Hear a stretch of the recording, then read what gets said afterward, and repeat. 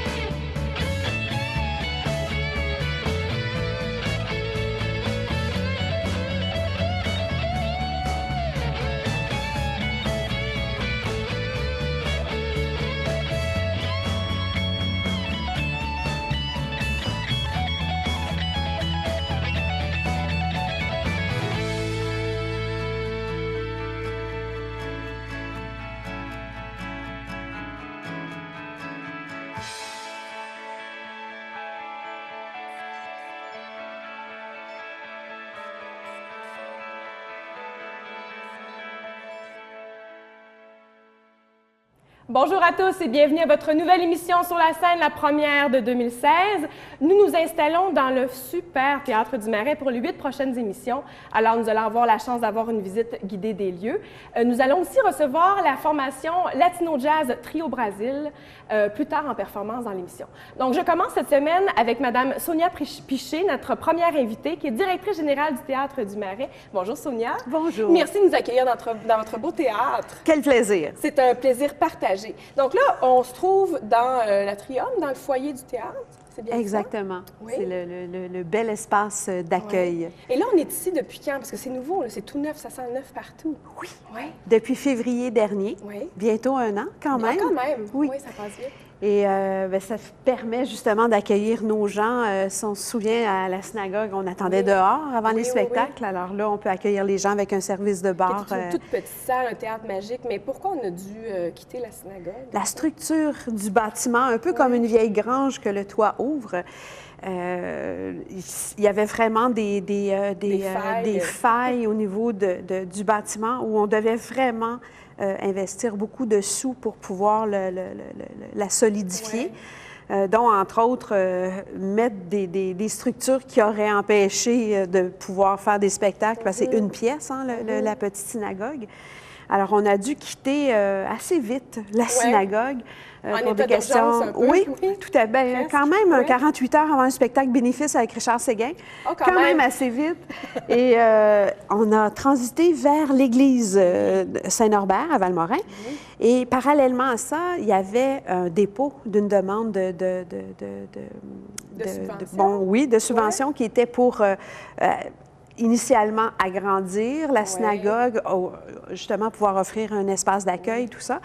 Et pendant cette transition-là, on a eu la bonne nouvelle, comme quoi on allait de l'avant, pas pour rénover, mais plutôt construire neuf. Ça, c'est une très bonne nouvelle, aussi pour le milieu culturel des Laurentides, pour les gens de Valmorin, Val-David et les environs, quand même. Oui, avec un petit deuil de la synagogue, mais en même temps, ça revenait plus cher.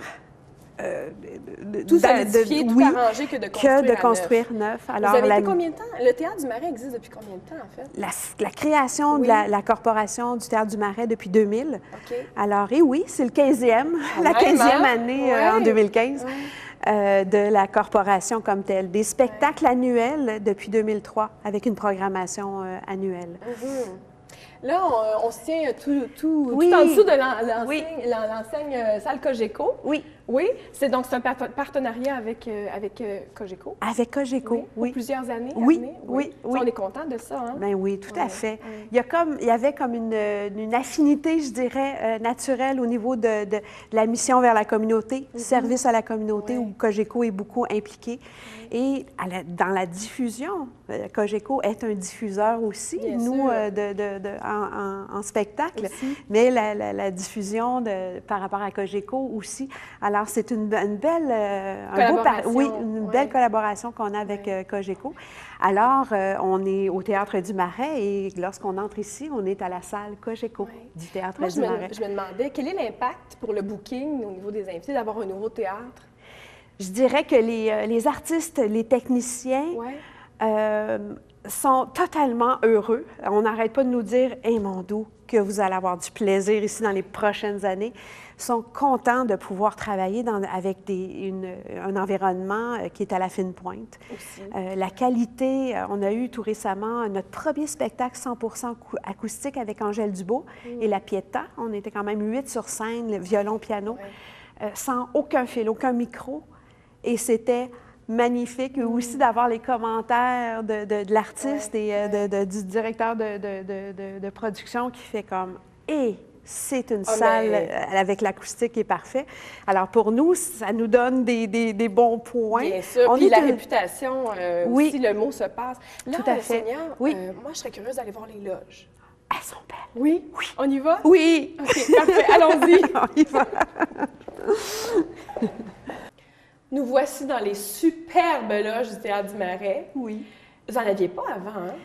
Le jubé de la synagogue servait de bureau, de régie et de loge, sans toilette. Il y avait un petit mini-lavabo. Mais voilà. Alors, c'était vraiment des loges... on la nommait ici, mais ça n'en était pas vraiment. Pour la forme.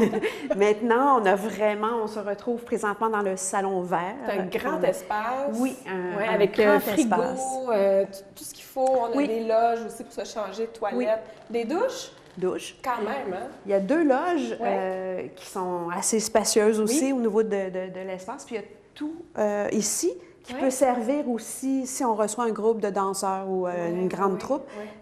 Jeudi dernier, il y avait 13 comédiens.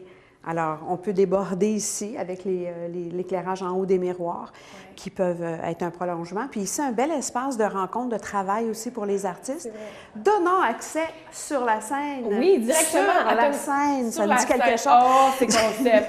Est-ce qu'on y va sur la scène? On va voir ça? Oui, avec plaisir. On y va, mais on va prendre une petite pause, puis après ça, on va visiter ça. Parfait. Bon? J'ai du vin, j'ai tout ce qu'il faut pour ta pause. Bien là, j'aime ça. OK. On y va? OK, parfait.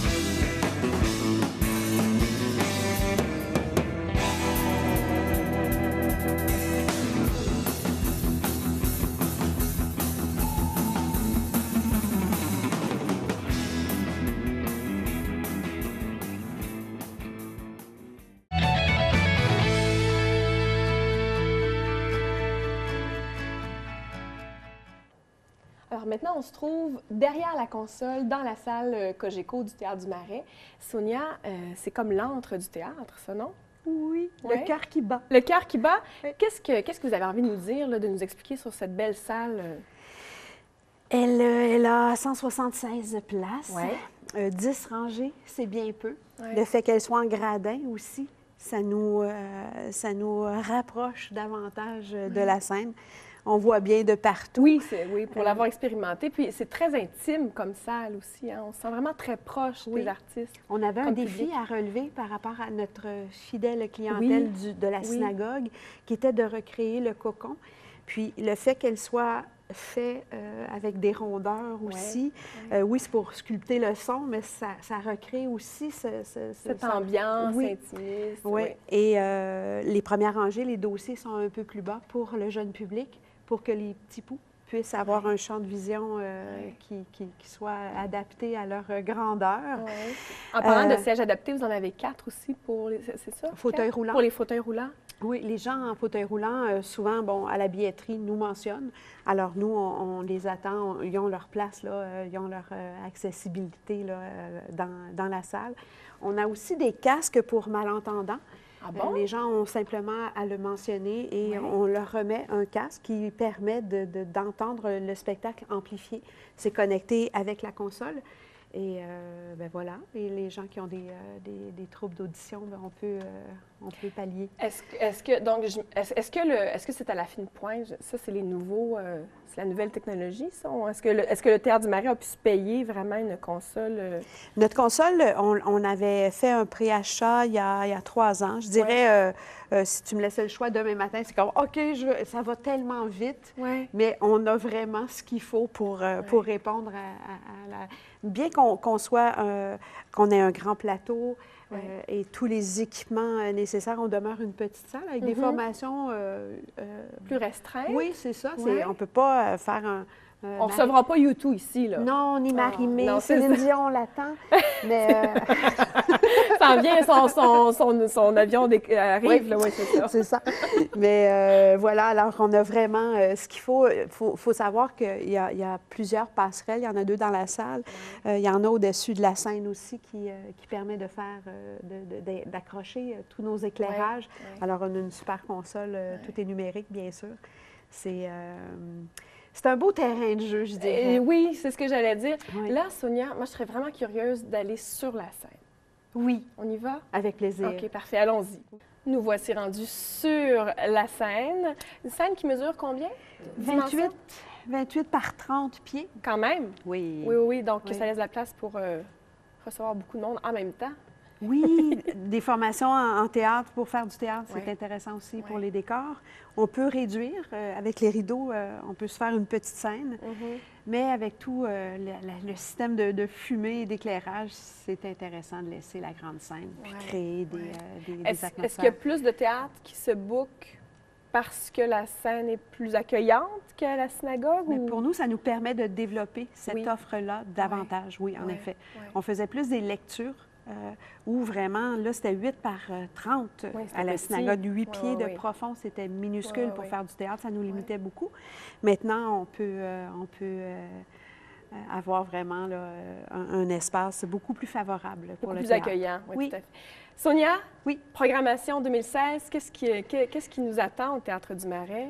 Dans la nouvelle salle, on continue au niveau de la variété, c'est-à-dire autant du pop, du classique, de l'opéra avec Marie-Josée Lard, Gino Chilico, du théâtre dès la fin janvier au printemps avec Théâtre entre amis qui nous visite à nouveau. On a des nouveaux spectacles aussi qui s'ajoutent parfois en cours d'année. On ajoute Gilles Vigneault le 3 mai, qui est un récital causerie, où on va pouvoir jaser avec l'artiste Émile Proulx-Cloutier le 27 mai. Et en humour, Julien Tremblay au mois de juin et Claudine Mercier en rodage. On fait du rodage ici en humour. Et, bien, écoute, c'est très varié. Je vous invite vraiment, théâtredumarais.com. Oui, ça va apparaître au bas de l'écran aussi pour ça, tous les là, détails. on peut voir, puis ça va de Samian à Franklin Électrique à Madame Moustache, à Sally Folk, à Trio Brasil, qu'on reçoit Michel Robichaud, à la fin janvier aussi. Alors, les soirées artistes d'ici demeurent, puis on aime bien... Oui, aussi, encourager la relève, tout à fait, de nos belles Laurentides. Oui. Merci, Sonia. Ce fut extrêmement agréable et intéressant de visiter le Théâtre du Marais avec vous. Merci d'avoir pris le temps de faire ça pour l'émission Sur la scène. C'est vraiment un plaisir d'être ici pour les 8 prochaines émissions. C'est fantastique. Pour nous, c'est un grand plaisir d'accueillir sur la scène à la salle Cogeco du Théâtre du Marais. Bien sûr. Ça a du sens. Merci beaucoup, Sonia. Merci à vous. Donc, restez des nôtres, puisqu'après la pause, on reçoit Trio Brasil en performance. À tout de suite.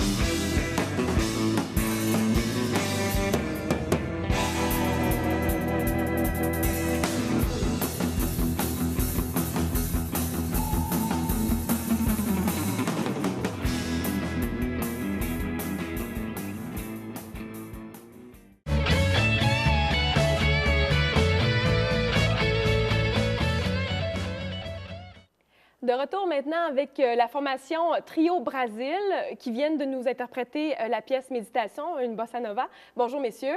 Bonjour. Alors, on a délégué un porte-parole, Raoul, Merci. mais nous avons aussi Richard et Bernard. Bienvenue à l'émission Sur la scène.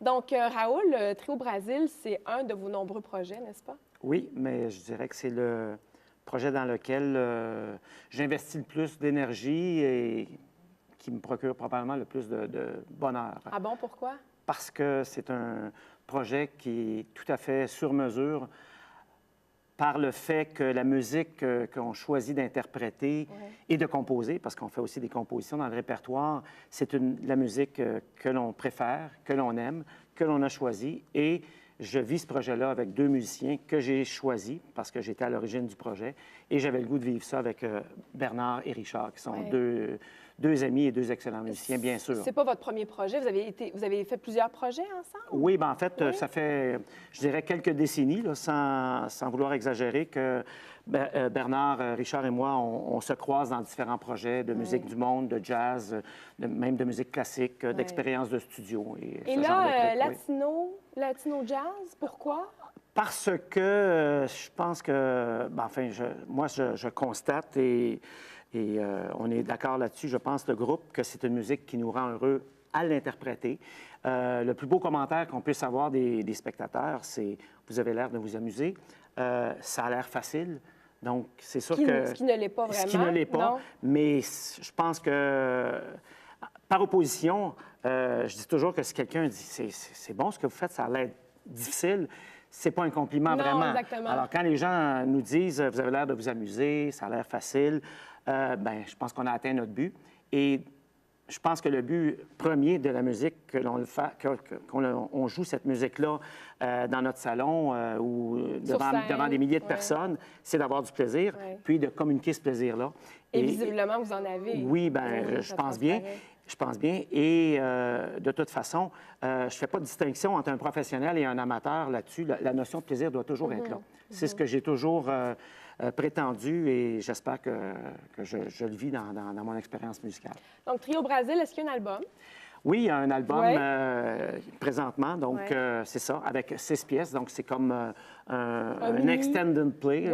Voilà, c'est ça. Un EP. Exactement, un EP, voilà, c'est ça.